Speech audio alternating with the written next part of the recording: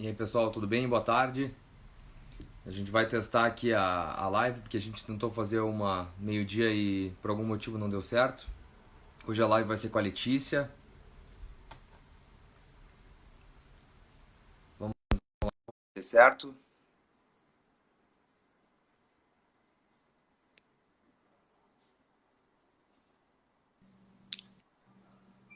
Oi Letícia, tudo bem? Oi, tudo bem e você?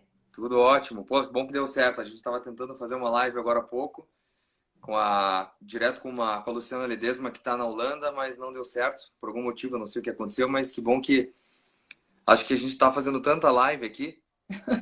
Sobrecarregou. E eu vou deixar aqui uma mensagem, compliance e governança, como nosso tema principal de hoje. Ok. Primeiramente, Letícia, aí, obrigado pelo aceite do convite, é um prazer estar falando contigo, né? Nesse período aí, acho que a gente está tendo que se reinventar, né? E, e a gente está e a gente está conseguindo gerar conteúdos legais, acho que eu vi que você participou de alguns, né? E a gente está aí fazendo algumas lives e está sendo bem bacana. Eu vou colocar teu Instagram aqui também, aqui embaixo, para as pessoas quiserem depois seguir você. Tá bom. Aí, beleza. Agora eu vou só fixar a mensagem aqui. Enquanto o pessoal vai entrando, a gente entrou um pouco antes, porque eu fiquei um pouco preocupado que não ia conectar, mas acho que agora vai dar certo. E aí, Letícia, como é que você tá? Conta um pouco e como é que tá a tua experiência aí nesses dias. Olha, a gente tem um escritório em casa, então, felizmente, eu até tenho um certo costume de muitas vezes trabalhar aqui. Só que eu fico muito tempo na rua, né? Atendendo cliente, visitando novos projetos. Então, em até respeito, solidariedade, nós decidimos nas empresas parar com isso, né? Com essas Uhum, prospecções e atendimentos presenciais, naturalmente, nesse momento. E estamos focando muito em planejamento, em novas estratégias, eu também em algumas novas frentes de atuação, pensando já nesse ano e redirecionando alguns produtos e serviços para o cenário que vai vir por aí, né? Nós legal. trabalhamos também com essa questão de crises, então estamos atendendo até gratuitamente algumas empresas. Eu estava vendo a live do Rodrigo mais cedo, falando sobre a importância de se adaptar rápido, né? Responder Uhum. rápido e conversando com muitas micro e pequenas empresas, eu vi a capacidade que elas felizmente têm e a noção diante desse cenário de poderem se redirecionar aí. Uhum. Então não tô sentindo assim tanto impacto de ficar em casa trabalhando, mas é mais dessas visitas e atendimentos fora, né? E Legal. vocês? Nós também, na verdade, como eu comentei, né, a gente já está hoje fazendo essa seria a sétima live, porque a gente estaria nos dias do evento, aí esses dois dias, 26 e 27, e nessa semana, até na semana anterior, a gente trabalhando em casa também tem conseguido fazer bastante coisa, a gente consegue, né, fazer muitos calls, a gente tem participado de alguns projetos e muitas coisas a gente está conseguindo resolver com call mesmo. Uhum. Obviamente que a presença física, para mim, é importante, eu acho legal, eu acho importante ter reuniões físicas, mas a gente está se reinventando aí, fazendo call e sendo produtivo, né? O importante é ser produtivo, a gente falou bastante sobre isso aqui, Uhum. mas acho que a importância muitas coisas, muitas soluções criativas e as pessoas vão fazer as coisas diferentes a partir de agora, né? Com Isso. isso tudo que está acontecendo. Então a gente está se adaptando, estamos conectando aqui com a nossa rede, bastante gente participando, bastante gente entrando e está sendo bem legal. Para nós está sendo bem bacana. Que bom, essa questão de eventos acho que é uma das mais afetadas, né? Tenho colegas que trabalham no setor de turismo também, que precisam dessa interface física e realmente estão reinventando os negócios, a forma de fazer, e isso é bom, né? Eu tenho uma colega psicóloga que diz: ninguém muda porque quer, a gente muda porque precisa. Então, diante de uma situação dessa, no cenário assim, a Juliana até estava falando, né, na conferência, na live anterior, que elas vêm também com frutos positivos para acelerar determinados processos que já estavam num curso natural, mas talvez agora sejam um pouco mais antecipados, simplesmente. Legal. Bom, deixa eu começar a dar um alô, o pessoal está entrando. Boa tarde, pessoal, tudo bem? Obrigado aí pela participação. Hoje é dia 27 de março, para quem está em casa e perdeu um pouco a noção da data, a gente está no dia 27 de março, sexta-feira, 2 horas da tarde. Tá? A gente está aqui com a ilustre Letícia Sugai, especialista em compliance e governança, fundadora da Veritas também consultoria, também trabalha consultoria em compliance, gestão de ética, governança para empresas, né? Letícia, eu vou deixar depois você fazer uma introdução oficial tua, isso Tá fazendo bom. uma introdução por cima. E hoje o papo aqui é sobre compliance e governança, tanto no setor público quanto no privado. E eu acho que a gente vai enfrentar aí nesses próximos dias aí uma demanda muito grande por conta de tudo que está acontecendo. E eu acho que é importante também falar sobre a questão da transparência, né, nas contratações públicas. A gente sabe que a gente vai depender de ações públicas muito rápidas e muito ágeis para Uhum, diversas. A gente já vinha falando sobre isso, a gente já vinha falando sobre a necessidade de ter contratações ágeis para tirar projeto do papel. uhum. Agora, mais ainda, né, a gente vai precisar dessa agilidade, só que a gente precisa ver o lado da transparência, né? E a transparência pública é algo que ainda é um tabu, a gente fala bastante sobre isso, mas ainda tem muitas questões que a própria sociedade ainda não entende, os gestores muitas vezes têm medo de tomar alguma atitude por conta do Tribunal de Contas, até porque o CPF deles que está lá, então tem um assunto vasto aí para falar nesse aspecto. Então, Letícia, obrigado aí mais uma vez por estar aqui conosco. É um prazer estar contigo. Acho que você não tem ninguém hoje que a gente conhece que melhor de você, porque para falar desse assunto de compliance, Imagina. governança e transparência. Tá? Se quer, vou deixar um pouco aí a palavra para você se apresentar e contar um pouco aí do teu histórico. Tá bom. Eu que agradeço pelo convite. É um prazer poder participar e compartilhar um pouco do meu pouco também conhecimento com vocês. Espero que seja produtivo, né? E que nós possamos fazer uma construção conjunta aqui. Bom, eu sou uma das sócias da Veritas. Nós trabalhamos com compliance e gestão de riscos. Hoje eu estou na presidência do Instituto Paranaense de Compliance. Minha formação é em administração de empresas. Nosso grande foco de trabalho é em adequar as organizações, independente do tamanho delas, né, para esses desafios hoje que o nosso mundo ágil, volátil, incerto, complexo e ambíguo impõe em sistemas de conformidade, transparência, integridade, entendendo como essas ferramentas podem ser, sim, alavancadores de negócios e proporcionarem para essas organizações que façam esses mesmos negócios com segurança. Num mundo em que nós sabemos rapidamente uma ação que repercute, né, a velocidade com a qual uma ação pode repercutir no mercado, e nos preocupamos cada vez mais com os nossos ativos, com as nossas pessoas e os recursos em geral. Acho que esse tema é bastante pertinente nesse momento, né? O evento estava programado num outro formato, eu sei, mas a situação dessa pandemia também traz à luz de uma série de outras discussões que acabam sendo bastante atuais e relevantes, e dentro do nosso tema, naturalmente, também vamos tentar explorar aqui algum caminho que possa ser concernente ao tema das cidades inteligentes, smart cities e assim por diante, como você estava falando, a importância da transparência nesses processos e de envolver um pouco mais todos os, nós chamamos de stakeholders, Exato, né, na esfera exato. corporativa, todas as partes interessadas nesse processo. Exatamente, legal. Deixa eu dar um alô enquanto a gente vai fazendo uma introdução. A Letícia se apresentou aqui. A gente está aqui na nossa 7ª live do Smart City Expo Curitiba. Deixa eu até dar um alô, tem o pessoal do Rio de Janeiro, Carol Sampaio, tudo bem? Pessoal do BH, Vanessa, Joel Rocha, Caio Castro, ilustre Caio Castro também entrou agora aqui também. Cristina, Busato, Miki, Rap 8, enfim, bastante gente aqui do Brasil inteiro. Como a gente tem percebido a semana desde ontem, né? Na verdade a Lives começou na terça-feira com o Renato de Castro. Estamos aí a semana inteira promovendo conteúdo, né? Acho que o nosso propósito do Smart City é promover conteúdo e a gente não podia deixar que uma epidemia dessa impedisse a gente de promover o conteúdo. A gente está fazendo isso por meio digital. Então, vamos... Opa, BH, Mato Grosso também. Um abraço aí para o pessoal do Mato Grosso. E a gente está aqui hoje com a Letícia Sugai, que é especialista em compliance, governança, transparência, ética e presta esse tipo de trabalho e consultoria para empresas. E a gente vai explorar um pouco esse assunto, né, em governança e ética, sobre até modelos de governança, né, nas cidades que a gente vive, como que a gente pode ter, né, ao mesmo tempo que o fluxo de informação hoje é muito fácil, todo mundo tem acesso à informação. A questão da transparência ainda é algo que a gente precisa explorar mais. Então, Letícia, vamos começar, acho que fazendo um paralelo aí entre a governança privada e a governança pública, né?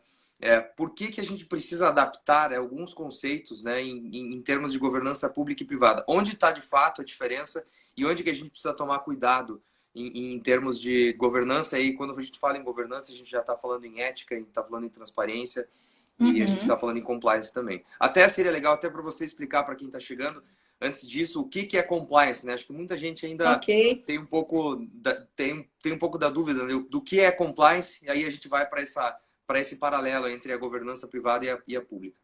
Perfeito. Pessoal, compliance é um tema que está ainda em ascensão, é natural que não haja uma compreensão uniforme ou a aplicação diferente, né, por uma série de especialistas. A definição da qual eu particularmente mais gosto é fazer a coisa certa mesmo sem ninguém estar olhando.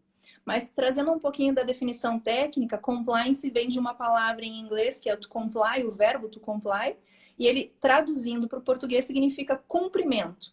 A gente tem duas adaptações aqui na língua portuguesa que são conformidade e integridade. Então, falar de mecanismos, iniciativas, sistemas de compliance querem dizer tentar garantir que uma organização esteja em conformidade com seus princípios com os quais ela tem que cumprir fora, ou seja, leis, regulamentos, normativas, mas também princípios internos que são criados, políticas, procedimentos, e por isso esse tema hoje é tão quente, né? Está sendo tão debatido pelo momento pelo qual o Brasil está passando, um momento de ascensão da necessidade da transparência, da ética nos relacionamentos, que sempre teve intrínseca, né? Sempre foi uma condição para se fazer negócios, mas talvez hoje tenha um pouco mais de destaque pelo momento e por todos os fatos históricos que aconteceram e têm acontecido. Então, compliance pode ser entendido como conformidade, integridade e, em decorrência dele, uma série de associações, a transparência, a ética e esses outros desdobramentos. O compliance dentro de uma estrutura de governança corporativa, vamos falar um pouquinho de organizações e depois a gente traz organizações privadas, né? E depois a gente traz isso para o olhar do público, do município, do estado. Existem 4 pilares. Aí vamos entender a governança um pouquinho primeiro. Governança é você fazer a coisa acontecer da melhor forma possível, você ter governabilidade sobre algo, orientar, poder conduzir processos da melhor forma possível.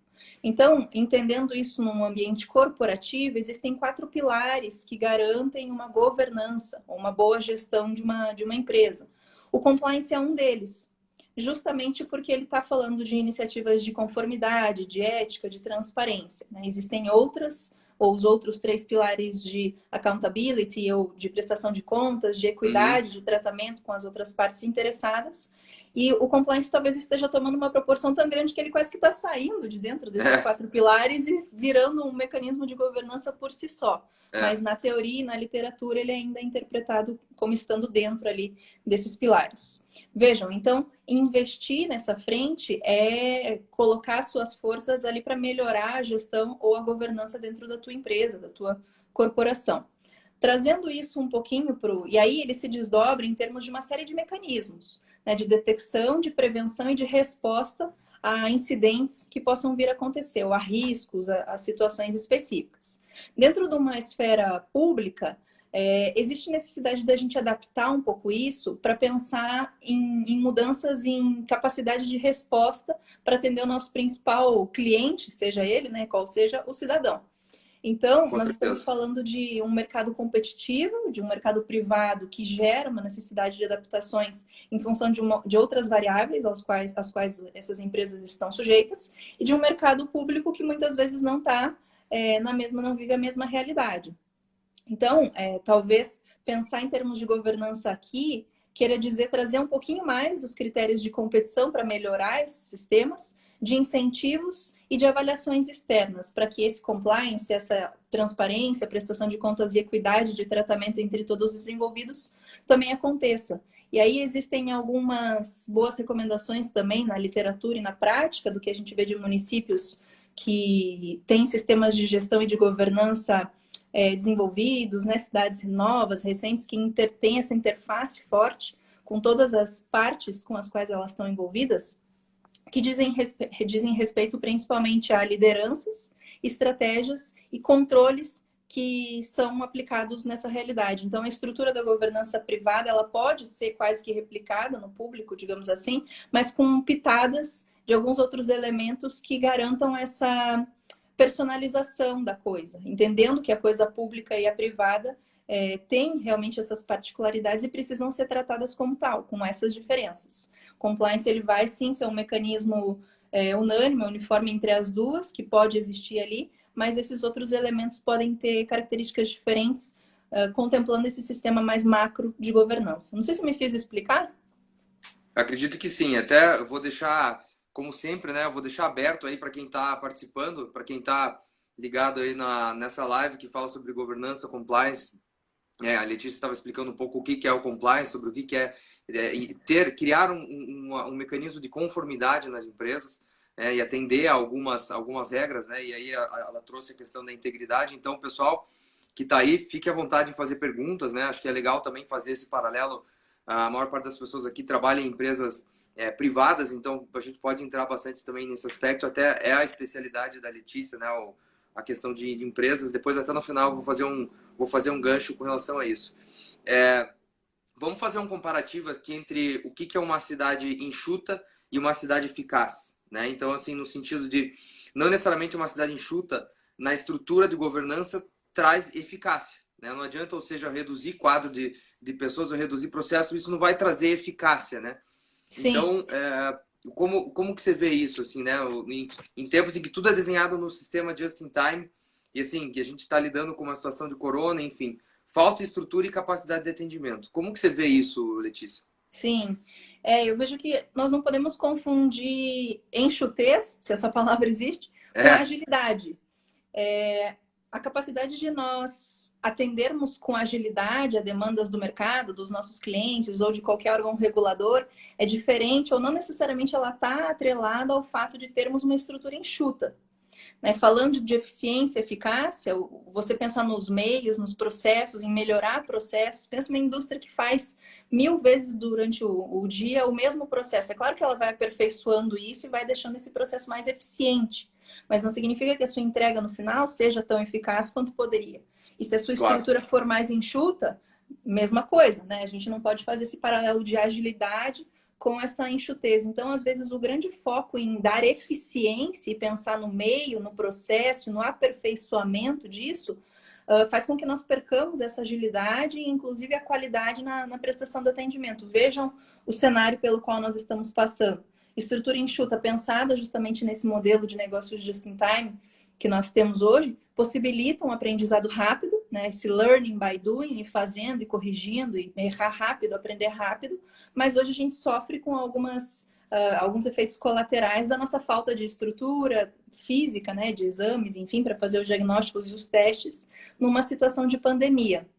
Então, fazendo de novo, né, o paralelo já com a nossa área aqui com compliance, pensar em planos de continuidade nunca foi nenhum segredo no âmbito corporativo. Então, por que governos também não adotam suas estruturas que não necessariamente precisem ser enxutas, mas sim eficazes, vamos falar de agilidade, para responder rápido a esses desafios, se eles não estavam mapeados? É claro que é interessante, acho que a gente vai entrar nesse ponto mais para frente, pensar em ter um plano de continuidade ou de gestão de crises já pré-desenhado, mas uma vez que você não tenha isso, e é a realidade da maioria hoje no Brasil, a gente não estava preparado e nunca vai estar preparado para uma crise dessa proporção. Como que você usa com rapidez e com velocidade os princípios que uma empresa usa hoje para poder responder rápido à crise? Será que estruturas multidisciplinares e aproveitar o compliance como um articulador de forças, né? Não aquele cara que barra e que desincentiva o avanço dos processos, mas sim que pode te dizer e orientar para onde como fazer, caminhar? Né? Exatamente, ser usado positivamente nesse sentido. Será que aqui não seria o caso de nós pensarmos nessas estruturas mais ágeis, mais multidisciplinares, orgânicas, dentro de uma estrutura pública que possa garantir essa resposta mais rápida a crises e a incidentes? Se nós vivemos num mundo pensando em eficácia ou em agilidade, em destreza, que elementos nós podemos trazer, então, para justamente garantir que isso aconteça na vida real? Legal, perfeito. Acho que você que trabalha bastante nesse mercado, o que você traz, que você tem trabalhado bastante no mercado privado, né, ajudando as empresas a criar, né, códigos de ética, criar toda essa questão de transparência. Ao mesmo tempo, no Brasil, a gente tem a gente tem um buraco negro ainda na questão de transparência do poder público, apesar dos dados já estarem abertos, apesar das finanças públicas ser algo que deveria ser aberto, a gente ainda Uhum, não tem essa transparência de uma forma, um acesso fácil para todo mundo, certo? Então, assim, certo. como que se você fosse fazer um paralelo com o trabalho que vocês desenvolvem nas empresas para a gestão pública, né? Para que a gestão pública possa entrar, vencer esse paradigma e para que a gente possa ter uma transparência maior na gestão pública, como que você vê isso? O que você indica que nós temos que fazer como sociedade? Vou até puxar o gancho ali do que a Andréia Tristão comentou, né? Que governança dos municípios requer partição do poder público, sociedade civil e empresas. A nossa quadrihélice, né? Ainda mais incluindo ainda a questão das universidades. Então, tem um bolo aí de atores, né? E Sim, é mais difícil ainda. A gente está falando em vez de um, são quatro, né? sim. Vejam, vamos de novo fazer então esse paralelo. O universo de partes interessadas, stakeholders, como vocês queiram chamar de uma empresa, ele é diferente de um município, vamos pensar assim. Então, imagine que existem diversas indústrias, diversas empresas dentro de uma mesma cidade. Ela tem que lidar com os riscos de todas essas empresas, dos seus órgãos reguladores, da sua população e de todas as partes com as quais ela interage. Portanto, se esse cenário de complexidade, que talvez seja sim muito maior, porque interage com muito mais gente, e a motricidade desses riscos, portanto, também é muito maior, porque muitos estão influenciando uns para os outros, se não houver essa, como a colega comentou aqui, essa interseção, essa comunicação entre essas partes, fica difícil, né? E a vida do cidadão, do munícipe, acontece no município. O que a gente sente, os efeitos efetivamente na nossa vida real, são muito mais do prefeito que a gente escolhe do que do nosso presidente. Então é importante ter esse Exatamente. envolvimento e às vezes o que falta é justamente essa interligação, essa comunicação entre as partes que estão envolvidas. E aí estou pensando aqui na vida da empresa, né? Existe competição no mercado privado, o que às vezes pode, esse fator, ou a ausência desse fator, né, desincentiva um pouco o aperfeiçoamento de mecanismos como compliance e transparência no mercado público. Existem outros tipos de incentivos e punições, que nós temos mais flexibilidade para adequar no mercado privado e talvez um pouco mais de burocracia no mercado público, né, na esfera pública. E existem avaliações externas, avaliações dos teus clientes, dos teus parceiros, uma vez que você está insatisfeito com determinado produto ou serviço, você simplesmente não o consome mais. Você, como cidadão e como uma pessoa que usufrui dos serviços que o Estado oferece, precisa daqueles serviços. Você não vai trocar um pelo outro porque não existe outra opção. E justamente naquilo que a gente estava falando, pela falta de competitividade e concorrência, não é nenhuma ausência premeditada, né? Mas sim a estrutura do Estado que funciona dessa forma. Então, acho que esses elementos que possibilitam ou fortalecem a implementação de mecanismos de transparência e integridade, entendendo as vicissitudes, né, as particularidades de cada um desses grandes segmentos, são o que aflora um pouco ou que fortalece a possibilidade de nós trabalharmos mais a fundo nesse tema de transparência no mercado privado. Então, vejam, a demanda por isso por parte do cidadão e das outras partes que se relacionam com uma cidade é extremamente importante nesse sentido, que haja essa cobrança, que nós, enquanto usufruintes desses benefícios ou desses serviços, também possamos ser capazes de cobrar e entender até onde o Estado tem o dever de nos repassar, ou de nos abrir, de ser transparente com essas informações para que possamos acompanhar. Mas aí também depende de nós o interesse, o engajamento e a participação efetiva enquanto sociedade, enquanto usufruintes desses serviços, de querer saber e de querer acompanhar. E aí, do outro lado, Perfeito. naturalmente, a parte vai ter a sua obrigação de cumprir e de entregar. Perfeito. Até puxar aqui mais um comentário aqui da Andrea, que está comentando que governança é o calcanhar de Aquiles do desenvolvimento econômico local. O interesse privado não pode sobrepor o público. Como que você vê isso, Letícia? A governança sendo um calcanhar de Aquiles do desenvolvimento público. Aqui ela comentou que o interesse do privado não pode sobrepor o interesse do público, né? Não, acho que o que você quis dizer aqui não da gestão pública, mas sim da sociedade como um todo, né? Com certeza, a coisa pública não pode, ou a privada, enfim, trabalhar em prol de uma pessoa, né? Ela tem que trabalhar em prol da coletividade. Não sei se foi isso, mas talvez o calcanhar de Aquiles, sobre o qual ela falou, É, seja que muita gente interpreta a governança e esses tipos de mecanismo como um dificultador ou um desacelerador de alguns processos, né? Um aumento de burocracia num sistema que já é extremamente burocrático e engessado, e talvez por isso a gente tenha tanta dificuldade de agir e não sejam sistemas tão ágeis assim, né? Eu acho que nesse sentido que ela quis dizer, que ele pode é, mais engessar do que facilitar essa agilidade que a gente tanto busca com sistemas inteligentes como os smart cities, que comunicam com uma série de outras partes e talvez sejam uma solução importante nesse momento que a gente vive, de entender que respostas rápidas dependem de multidisciplinaridade, de olhar para fora, de olhar para exatamente. os atores para quem você está servindo externamente também, não só para o teu público interno. Exatamente. Deixa eu aproveitar, tem bastante gente entrando agora aqui, dando um alô. Boa tarde, pessoal. Obrigado pela participação. A gente está aqui com a Letícia Sugai, que é especialista em governança e compliance. Tá? A Letícia é sócia da Veritas, uma empresa de consultoria em governança e compliance. E a gente está falando exatamente sobre as questões de transparência e integridade que envolvem uma cidade, né? Que não é só o poder público, mas envolve muito a questão do poder público, mas obviamente que envolve as empresas, envolve toda essa relação de empresas e governo. A gente está tendo que tomar decisões rápidas, o governo está tendo que tomar decisões rápidas para resolver o problema atual que a gente está passando com relação à crise do Covid. E a gente está tendo que acionar a empresa, a gente está tendo que acionar a sociedade. Tem empresas de um lado fazendo pressão por conta da economia, outras, a sociedade por outro fazendo pressão por causa da questão sanitária. Então, assim, a gente está vivendo um momento em que se não há governança, se não há um método, né, de transparência no governo, a gente vai ficar uma bagunça, né, Letícia? A gente tá vivendo isso exatamente agora. Sim, a gente sofre com isso também em diversos mercados todos os dias, né? Essa falta de planejamento e pensar. Existe um triângulo que nós utilizamos no nosso trabalho de três grandes ações ou frentes de ações que precisam ser entregues em termos de prevenir, detectar e responder a esse tipo de incidente. A grande questão é que nós aqui pensamos muito na remediação, ou esperamos a situação acontecer para daí sair correndo e resolvendo tudo.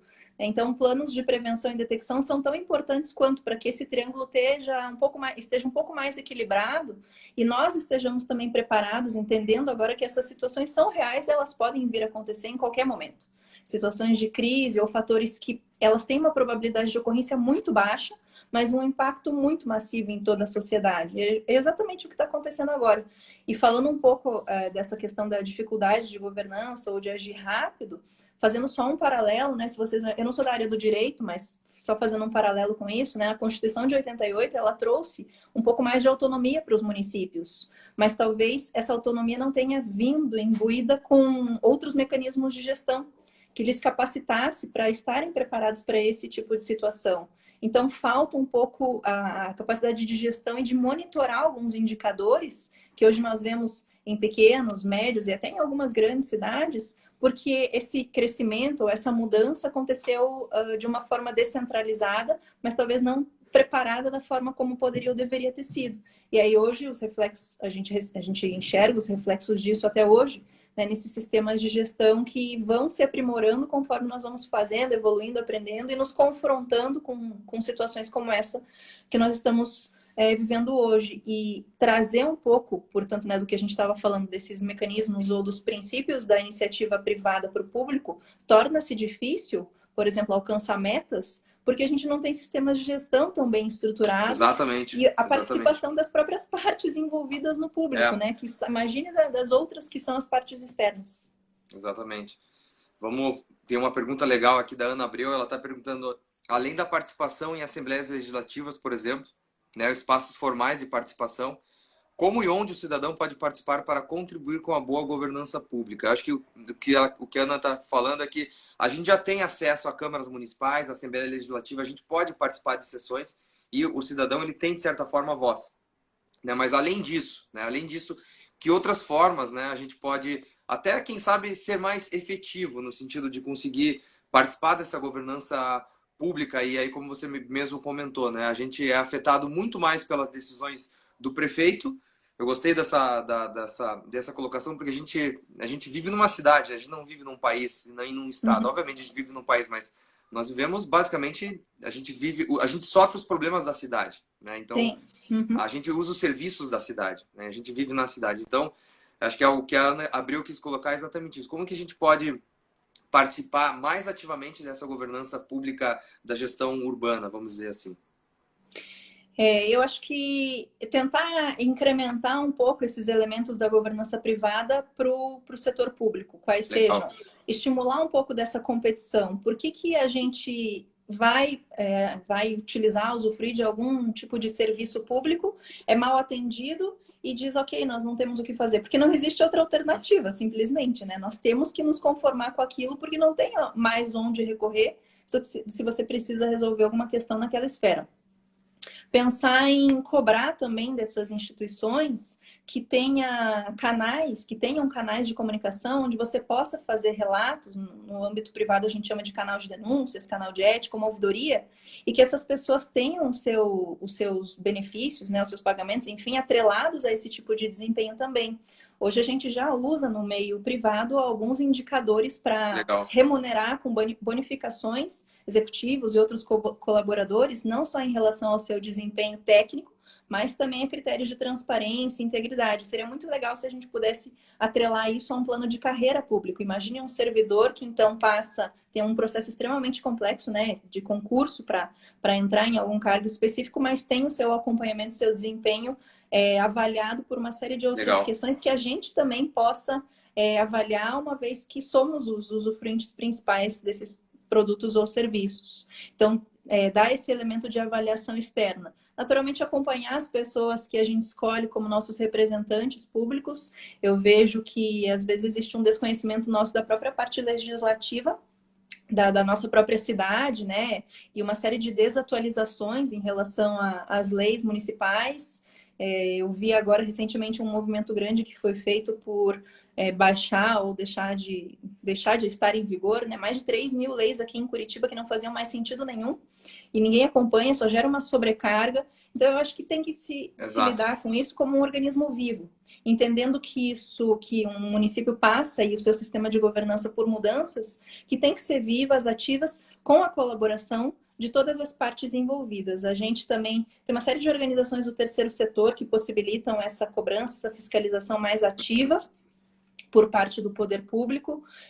Acho que existem uma série de desdobráveis, né, entregáveis, nos quais nós podemos mergulhar um pouco mais nesse sentido. São só algumas das ideias que eu estou trazendo agora.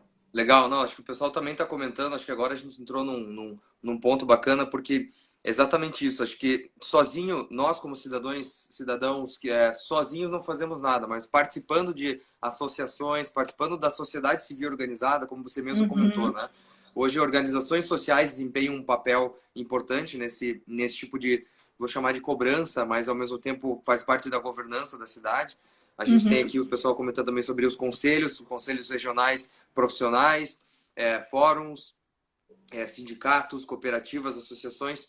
Todas essas instituições, que a maior parte delas, se não todas, são do terceiro setor, desempenham também esse papel e, querendo ou não, cada instituição também tem seu código de ética, tem seu código de transparência, tem códigos específicos, né, para lidar com isso, até porque a gente, infelizmente, no Brasil vê que o terceiro setor, até pouco tempo atrás, era muito mal visto porque as pessoas usavam isso para criar mecanismos de desvio de dinheiro, enfim. Eu acho que agora é importante a sociedade entender que a importância também do terceiro setor e para que serve o terceiro setor, né? Para realmente ser um meio, né, de ajudar, auxiliar o governo nessas ações. Acho que isso é um paradigma também, uma mudança de paradigma que a gente está vivendo também nesses últimos anos no Brasil, né, Letícia? Com certeza. Às vezes a gente tem dúvida, né? Exatamente essa pergunta que foi trazida sobre como poder atuar de forma mais contundente no nosso papel como cidadão, uma vez que, não sei, é a minha opinião, né? Nós não crescemos, a nossa geração não cresceu pensando ou adaptada muito a esse tipo de participação cívica, Exato. né, social. E aí a imagem, infelizmente, atrelada durante muitos anos de instituições do terceiro setor, como você mencionou, para outros fins. Mas muitas delas são uma ferramenta, um meio para nós chegarmos e termos essa atuação mais forte, mais incisiva até, como nós queremos, e às vezes, como indivíduos sozinhos, não conseguimos. Se nós pensarmos um pouco em termos de competição entre cidades, né? As cidades competem também entre si, com incentivos fiscais que oferecem para as Exato. empresas que vão para lá, com pessoas que querem trabalhar lá e, portanto, essas estruturas, se estiverem melhor desenhadas, né, oferecendo qualidade de vida e políticas públicas voltadas à transparência, naturalmente vão atrair, reter e desenvolver mais esse município, porque as pessoas vão querer morar ali, empresas vão querer ir para ali, e aí são só alguns dos mecanismos ou formas que nós temos de tentar aprimorar nesse sentido. E organizações do terceiro setor são parte tão importante quanto desse ecossistema, quanto primeiro e segundo. Cabe a nós sabermos utilizá-las da melhor forma possível e potencializar a capacidade que elas têm e muitas vezes está subutilizada ou subaproveitada, né? Gostei do que você comentou sobre a questão da cidade competitiva, né? Porque as cidades, elas, de certa forma, elas competem por recurso, elas competem por atração de empresas que geram emprego, elas competem com outras cidades, querendo ou não, né? Sim. Uhum. Como que isso afeta o modelo de governança numa cidade, na tua opinião? E como que eu faço que a minha cidade seja mais competitiva? Como que eu atraio mais emprego? Como que eu posso gerar isso que você comentou sobre uma cidade mais atrativa, né? Para que as pessoas Uhum. possam, para que a gente possa ter ao mesmo tempo mais qualidade de vida para as pessoas, mais transparência, ao mesmo tempo mais empregos, ao mesmo tempo mais talentos, né? Uhum. Reter mais talentos na cidade. Acho que esse é o grande foco de uma cidade inteligente. Perfeito. Quanto mais talento a gente tem, mais desenvolvimento a gente tem. Eu vou trazer aqui nesse ponto uma pesquisa do ex-juiz Marlon Reis. Eu geralmente falo sobre essa estatística nas minhas palestras. A média de confiança que uma pessoa tem na outra nos países escandinavos, segundo essa pesquisa, é de 70%. A média de confiança que um brasileiro tem no outro, segundo essa mesma pesquisa, é de 4%. Nossa, é Isso muita gera, diferença. são quase 18 vezes menos, né? Isso gera o que nós conhecemos, é um sistema extremamente burocrático, engessado, que muitas vezes mais dificulta a vida do empresário do que facilita. E gera, como efeito colateral, ações como, por exemplo, a corrupção. A gente tenta burlar, dar jeitos para conseguir passar por etapas que nós achamos que não precisamos superar. Nós, cidadãos de bem, de boa fé, a gente quer abrir uma empresa, muitas vezes demora 30, 60, 90 dias numa junta comercial aqui no nosso estado do Paraná, que é totalmente digitalizada. É, Então, desburocratizar é muito importante porque facilita a vida do empresário. Pensar que a gente está refém desse baixo nível de confiança, e naturalmente por isso existe uma burocracia tão grande, mas se nós fizermos o caminho contrário e passarmos a ter um pouco mais de confiança naquele que traz o desenvolvimento, o progresso, retém e atrai os talentos, que é o pequeno empresário muitas vezes, ou, independente do tamanho de empresa, mas é o empresário, facilitar a vida desse cidadão começaria já sendo um bom ponto inicial. E eu acho que as cidades também não têm que tentar copiar o que as empresas fazem, mas sim extrair delas as coisas boas que essas cidades podem aprender com elas, né? Esses mecanismos de governança sobre os quais nós estamos falando aqui são só um dos elementos, mas toda a estrutura de gestão e outros processos também são fontes das quais as cidades podem beber e devem beber para pensar em como justamente isso, atrair, reter e se desenvolver num sentido competitivo, olhando de novo para fora, para as partes com as quais ela se relaciona, para como desburocratizar e conseguir desenvolver, fazer esse grande casamento, esse mapa mental que é complexo, entre tantas variáveis que influenciam a competitividade de uma cidade. Mas eu vejo que, acima de tudo, é pensar na vida do munícipe que está ali e de quem está gerando efetivamente essa qualidade de vida. Então, desburocratizar um pouco para facilitar a vida do munícipe e do empresário poderia ser uma boa alternativa, e aí ter essa interface um pouco mais forte, né, mais constante também com as pessoas que dependem, que usufruem desse tipo de trabalho e serviço. muito legal, gostei muito. Acho que Depois eu antes mando a de. fonte ali, desculpa, que A alguém está me Andrea está perguntando, eu perguntando mando a quem quiser a notícia assim, fonte. pode deixar. Isso, daí até André, se quiser, você pode seguir ali a Letícia, ela pode mandar para você, ou se você quiser, a Letícia, buscar aí e colocar, fica a teu critério a fonte. Eu quero resgatar um pouco o que você comentou. A gente tem um assunto legal para fechar depois sobre a questão de gestão de risco, né? O quanto a gestão de riscos está atrelada a essa questão de governança. A gente teve a Sim. oportunidade de fazer um GBA de riscos com a Letícia, que foi muito legal.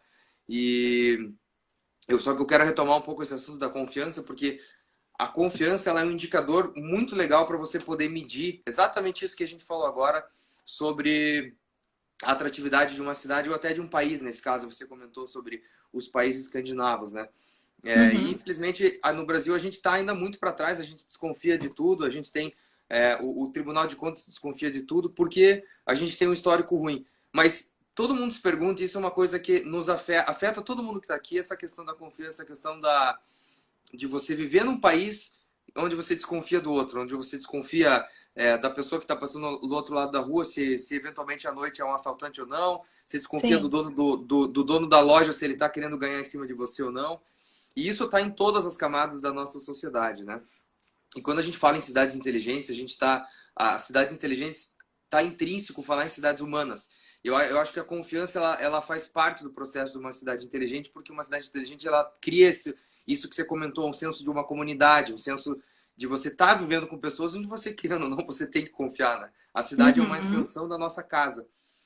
Então, assim, eu queria escutar um pouco a tua visão, assim, como que passos a gente pode tomar como sociedade, né? Que despertar de consciência e que mudança de modelo mental nós brasileiros precisamos ter para criar cidades mais confiáveis, né? E criar uma sociedade mais confiável nesse aspecto que tange a transparência, nesse aspecto que tange a ética, principalmente, né? E que com certeza a gente vê pelo exemplo da Escandinávia, 4% para 70% que você comentou é muita Isso. diferença, né?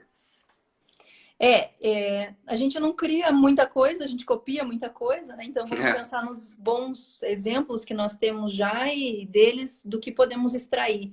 Mesmo aqui no Brasil, você também, você viaja bastante, né? Você está em muitos lugares aí, tem muitos bons exemplos para trazer para compartilhar. Eu também aqui nas nossas andanças eventualmente visito algumas cidades e observo nisso assim, poxa, como funciona o ecossistema, né? Como está arquitetado de uma forma em que existe a confiança, existe progresso, as pessoas têm orgulho de pertencerem a isso, se sentem efetivamente donas daquilo, esse sentimento de pertencimento faz com que a gente queira cuidar e tenha mais confiança naturalmente. E é difícil quebrar porque essa primeira barreira vai ter que ser superada, nós provavelmente teremos alguns riscos que vão ter que ser trabalhados, né, é, nesse aumento de confiança que a gente quer dar para o próximo. Então, se você quer confiar que a outra pessoa que está andando do outro lado da rua à noite não é um assaltante, você tem que enfrentar o risco. Né? E isso talvez te coloque numa situação que não é exatamente aquilo em que você quis confiar. Então, de novo, né? Vamos fazer o paralelo. Como que a gente deixa uma empresa mais confiável, as pessoas confiam mais umas nas outras ali dentro, para trazer isso para a nossa realidade? Existem uma série de mecanismos hoje dentro de processos que ajudam a empresa a se resguardar. Contratos complexos, processos burocráticos, alçadas de aprovação de 2, 3, 4 níveis para procedimento simples. Aumentar a confiança é reduzir a necessidade de olhar para o que o outro está fazendo. É dar mais autonomia. E é estimular esse sentido de cooperação. perfeito. Se eu reduzo, então, cláusulas contratuais, por exemplo, no meu contrato de trabalho, é claro que eu fico mais exposta. E eu vou ter que correr esse risco num primeiro momento. Até que eu consiga, né, aquele primeiro momento ali de quebra vai gerar um desconforto, até que a coisa vai se estabilizando e vai entrando num eixo normal. Então, essa ruptura inicial, nessa ruptura inicial, talvez a gente precise sim delegar mais autonomia e poder para poder aumentar esses graus de confiança, e a gente vai sofrer com algumas consequências das pessoas nas quais a gente não podia ter confiado, e para isso ter planos de correção, que é a gestão de riscos sobre a qual você estava falando, entender que os problemas vão acontecer sim, e que eles vão ter que ser corrigidos para que depois a engrenagem esteja mais azeitada e funcionando de uma forma mais natural.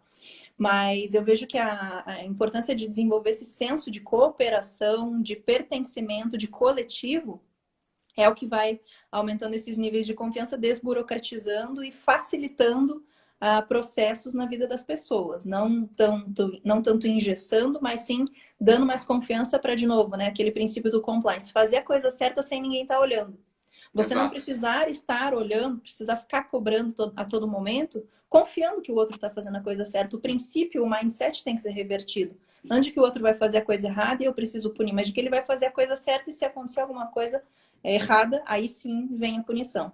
Só que isso, essa mudança cultural, né, que não deixa de ser, vem com uma série de elementos muito enraizados. A cultura é formada por crenças, princípios, valores, coisas que cada um de nós traz na nossa formação pessoal e num coletivo como uma cidade, Exato. fica muito mais complexo, né? Então, é muito mais profundo do que a gente imagina e, portanto, leva um pouco de tempo. E, de novo, ninguém muda porque quer, muda porque precisa. Talvez seja um momento e a gente está vendo florescer isso, né? A confiança no outro e o senso de união, de coletivo, hoje, diante desse momento, dessa pandemia. E é aqui nesses cenários em que nós extraímos coisas boas para poder depois aproveitar. Cooperação, então, redução de engessamentos, de níveis de burocracia, despertar esse senso de pertencimento, dar mais autonomia para que o outro possa errar, aprender e confiar nele que ele vai corrigir isso para o processo correto. Muito bom, muito legal. Tá, acho que tá muito bacana o papo. A gente tem, quando você vê, já passa o tempo, a gente tem aí mais 15 minutos. A gente Ok? começou 5 minutos antes. O Instagram ele chega 1 hora, ele corta a live, então vamos evitar que isso aconteça. Tem alguns comentários aqui. Para quem está entrando aí na sala, a gente está falando aqui com a Letícia Sugai, que é especialista em compliance, governança, transparência, ética. E ela está comentando um pouco aqui sobre. A gente até entrou no assunto confiança, que está totalmente ligado a É. isso, e o quanto esse indicador da confiança impacta, né, a qualidade de vida das cidades, impacta o quanto a gente consegue até gerar de negócios, né, produtivos para a cidade. A gente tem comentários aqui da Thaís Gabardo falando sobre a questão do Airbnb também, né, como uma plataforma.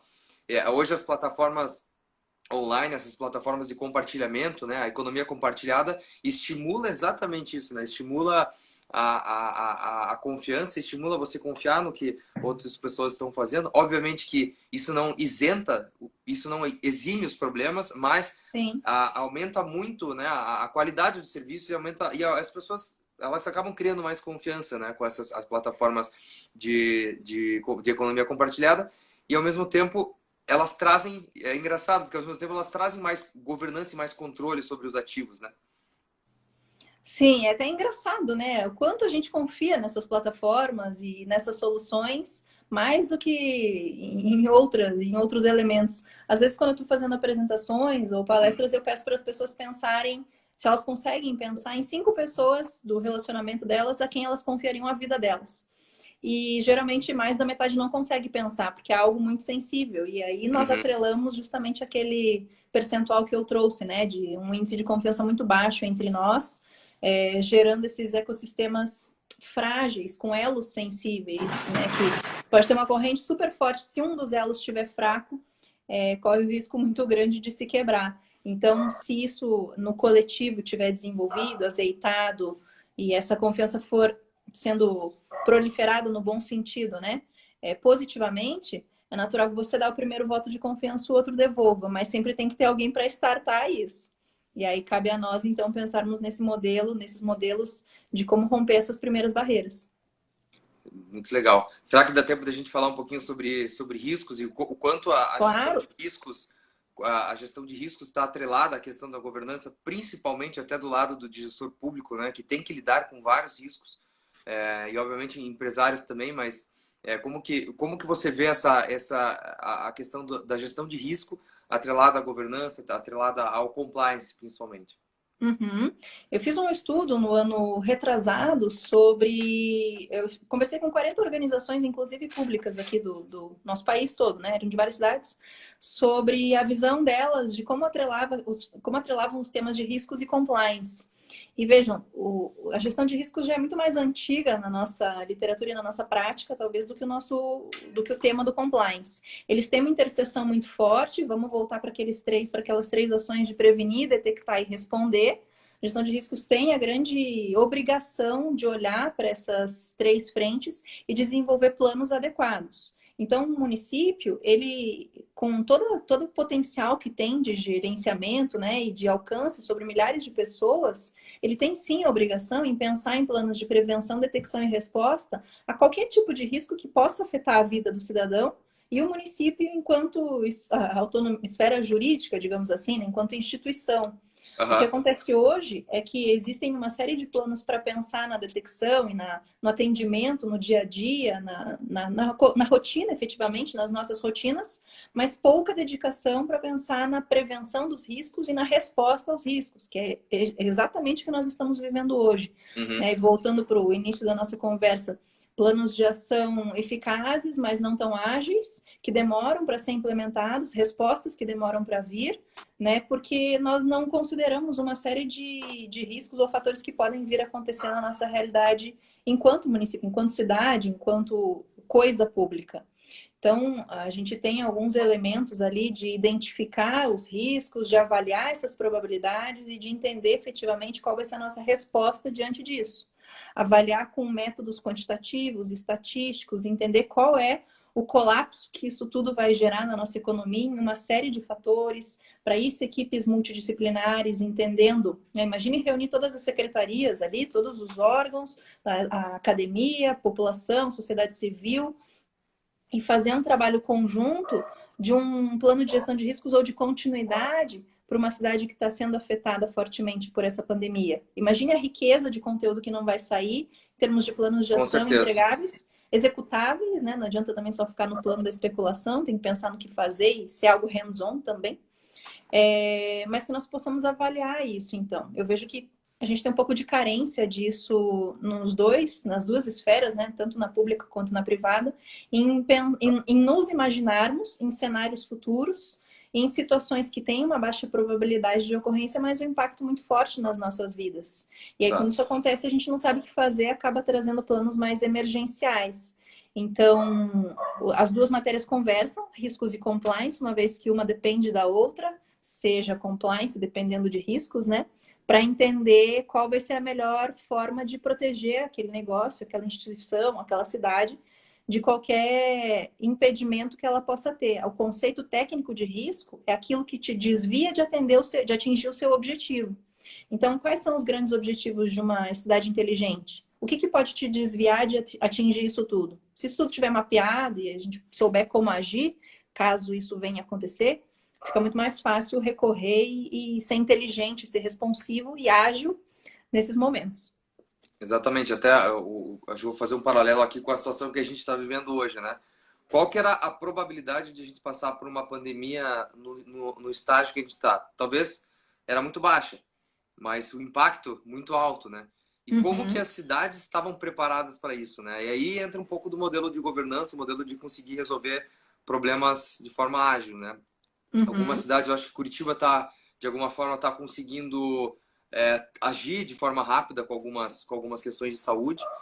Eu não sei, eu estou um pouco desconectado, confesso que eu estou um pouco desconectado da quantidade de notícias que a gente está recebendo com relação Sim. a isso, porque é muita notícia ruim, é muito pânico e histeria, né? E acho que a gente precisa também tá bem para conseguir tomar as melhores decisões, mas agora, com certeza daqui para frente, nos planos de governança, tanto de grandes empresas como de governos, a gente vai ter uma linha ali que é pandemias e paralisações Sim. totais, com uma probabilidade talvez baixa de voltar a acontecer num curto prazo, mas sabendo que se acontecer, eu tenho um plano, né? Eu tenho um plano de contingência, um plano de ação para mitigar isso, né, Letícia? Isso, e é importante refletir também, Eduardo, sobre quais outras lições isso nos traz. Então, é claro que o risco direto que a gente consegue observar é, de novo, a recorrência de uma outra pandemia. Mas que outros tipos de riscos derivados desse, que não são na primeira camada de visualização, a gente tem? É a falta de infraestrutura, a falta de capacidade de resposta Exato, exatamente. rápida, uma Abre o olho para cultura outras coisas. despreparada. Isso, tem uma série de outros desdobramentos que a gente não vê no primeiro momento. Eu estava fazendo algumas consultorias semana passada, enfim, depois que a situação toda se alastrou, e o pessoal me falou assim: nós incluímos riscos novos na nossa matriz. Eu falei: quais? Risco de pandemia. Não me diga. É claro, né? No meio desse cenário você tem que ter incluído isso. É claro que seria interessante se estivesse antes. E não precisa necessariamente ser a pandemia em si. Pode ser algo que paralise o seu negócio. E para Mas isso todo o existem desdobramento dela, né? isso, e qual que é a grande dificuldade que eu tenho visto? as pessoas em geral, né, independente de onde elas estão trabalhando, não sabem quais são os processos críticos daquele negócio. Uma prefeitura, uma cidade, um município para se o que parar? O que é fundamental? É saúde, educação e segurança? O que é fundamental dentro de uma empresa? É logística, o comercial e o marketing? A gente não consegue mensurar isso para saber, em um cenário de crise, o que dá continuidade para o teu negócio. E aí acaba tomando decisões aleatórias, que muitas vezes daí tem que voltar atrás e baixar outros decretos, assim por diante. É importante ter Exato. essa visão do que é crítico efetivamente para você, sem o que você não sobrevive. Se você tiver isso mapeado, é muito fácil numa situação dessa destinar recurso e alocar pessoas rapidamente para aquilo que a tua operação não vai ficar sem. Uma cidade não vai viver, não consegue continuar dando, oferecendo para os seus munícipes aquilo que precisa, sem determinados processos ou serviços. A gente pode cortar, fechar escolas, algumas coisas assim, mas a gente não pode parar serviços básicos e essenciais. É claro que isso é muito subjetivo na nossa cabeça, mas se a gente puder mensurar e quantificar isso, fica muito mais fácil. Essa também é uma visão de riscos que é importante se trazer para cidades e para todos esses entes envolvidos, tanto em riscos com impacto severo como esse, quanto com um impacto mais baixo, mas com uma probabilidade de ocorrência alta. É muito alta a probabilidade aqui no Brasil de a gente ter greves trabalhistas, por exemplo, paralisações. E o impacto disso pode ser tão massivo quanto dessa pandemia, dependendo do setor. Exato. Precisa Exatamente. mapear isso e entender a fundo do que a gente está dependendo efetivamente para funcionar, para trabalhar no dia a dia. Olha aí, pessoal, vocês que têm empresa aí, vocês que estão sujeitos a alguns riscos, podem falar com a Letícia. Segue ela no Instagram aí, ó, @LeticiaSugai. A gente vai chegando para o fim aqui, porque senão daqui a pouco o Instagram vai cortar a nossa fala. Eu quero agradecer todo mundo pela participação. Eu adorei o papo aqui, Letícia. Confesso que me veio aqui um déjà vu de várias coisas que a gente viu lá na ISA FGV. Inclusive, me fez lembrar que tem coisas para a gente até continuar daquele trabalho que a gente iniciou. E eu acho que o pessoal aí que participou conseguiu pelo menos ter uma ideia boa do que é compliance, da importância da governança, da importância de a gente entender os riscos e tudo que está atrelado a todo esse mundo, né? Que é um mundo relativamente novo para muita gente, né? Essa questão da governança. Muita gente ainda confunde governança com governo, mas é claro que de certa forma é você governar aquilo que você tem, aquilo que você está gerindo, né? Então isso se aplica a vários setores.